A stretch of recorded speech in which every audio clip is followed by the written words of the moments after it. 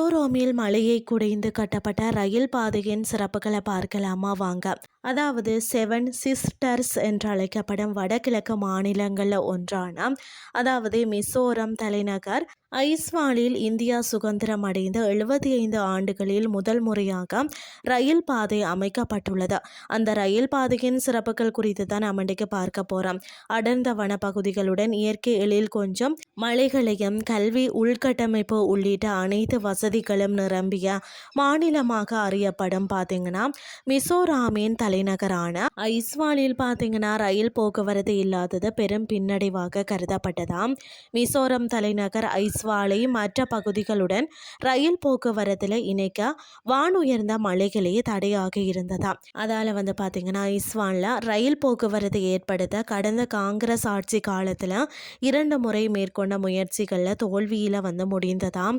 ஆனாலும் பிரதமராக பதவியேற்ற நரேந்திர மோடி கடந்த 2014ஆம் ஆண்டு நவம்பர் மாதம் மிசோரம் தலைநகர் ஐஸ்வாலுக்கு பக்கத்து தலைநகரமான சைராங்குடன் இணைக்கும் ரயில் பாதை திட்டத்திற்கான அடிக்கல்ல நாட்டினாராம்.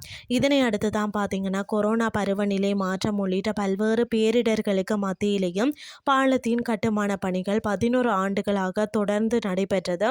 பைராபி சைராங் இடையிலான மிசோரம் தலைநகர் ஐஸ்வாலை இணைக்கும் ரயில் பாதை திட்ட பணிகள் ஏறத்தாழ 8,000 கோடி ரூபாய் செலவில் 51.28 கிலோமீட்டர் தூரம் நிறைவு பெற்றது. 55 பெரிய பாலங்கள், 87 சிறிய பாலங்கள் மற்றும் 48 சுரங்க பாதைகள், 5 ரயில் நிலையங்கள் இந்த ரயில் பாதையில் அமைக்கப்பட்டுள்ளன.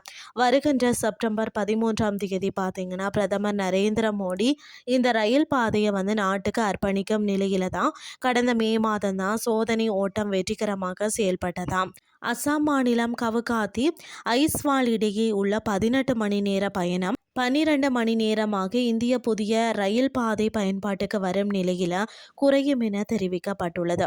புதிதாக 8,071 கோடி மதிப்பில் மிசோரம் மாநிலத்தில் அமைக்கப்பட்ட இந்திய ரயில்வே வரைபடத்தில் இணையும் இந்த புதிய ரயில் பாதை நாட்டின் ரயில் போக்குவரத்து பாதையில் மற்றொரு மைல்கல்லாக அமையும் என்பதில் சந்தேகமே இல்லை. இந்த ரயில் பாதையால் மிசோரம் மாநிலத்தின் பொருளாதாரம், சுற்றுலா, மக்களின் வாழ்வாதாரம் மேம்பாட்டு மாநிலம் வளர்ச்சி பாதைக்கு செல்லும் என்பதிலேயும் ஐயமில்லை. இன்றைய கிறிஸ்டி உங்களுக்கு பிரயோசனமாக அமைஞ்சிருக்கும்னு சொல்லி நானும் நம்புறேன். இதே மாதிரி மற்றொரு கிறிஸ்டின் வயலாக உங்களை சந்திக்கிறேன். நன்றி.